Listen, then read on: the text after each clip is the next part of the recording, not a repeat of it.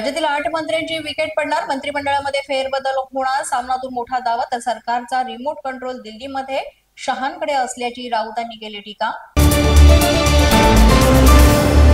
मंत्र्यांच्या वागणुकीमुळे सरकारची प्रतिमा मलिन होते, राष्ट्रवादीचे आमदार धर्मराव बाबा आत्राम यांचा घरचा आहेर, तर वादग्रस्त मंत्र्यांवर कारवाईची केली मागणी. धुळ्यामध्ये कोकाटांचे समर्थक आणि विरोधक आमने सामने, कोकाटे मुक्कामी असलेल्या हॉटेल बाहेर आंदोलन, पत्ते दाखवत आंदोलकांनी केली जोरदार घोषणाबाजी. देवेंद्र फडणवीस यांनी राजनाथ सिंग यांची दिल्लीमध्ये घेतली भेट. आज सलग दुसऱ्या दिवशी दिल्लीमध्ये फडणवीसांच्या महत्त्वाच्या बैठका, अमित शहा यांनाही भेटण्याची शक्यता.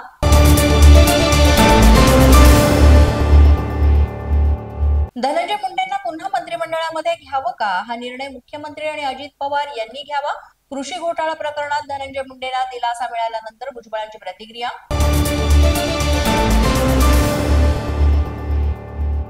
महाराष्ट्रामध्ये 800 कोटींचा रुग्णवाहिका घोटाळा, संजय राऊत यांचा आरोप. घोटाळ्यातील अमित साळुंखे, श्रीकांत शिंदेचा निकटवर्तीय असल्याचा आरोप.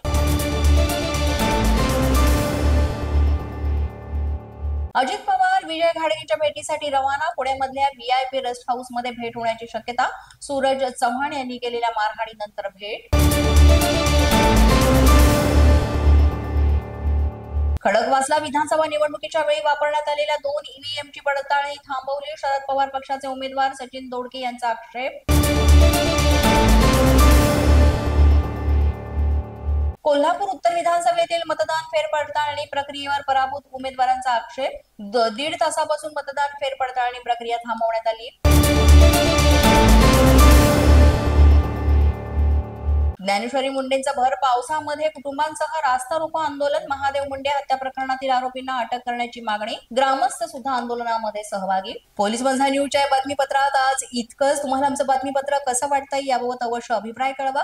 यासाठी पोलीस माझा न्यूजचे YouTube चॅनल सबस्क्राईब करा, तसंच आमचं फेसबुक, इंस्टाग्राम आणि ट्विटर अकाउंट फॉलो करा. अधिक माहितीसाठी आमच्या www.policemazhanews.com या वेबसाईटला भेट द्या. आमचे अधिकृत प्रतिनिधी व्हायचे असेल तर स्क्रीनवर दिलेल्या क्रमांकांवर आजच संपर्क साधा.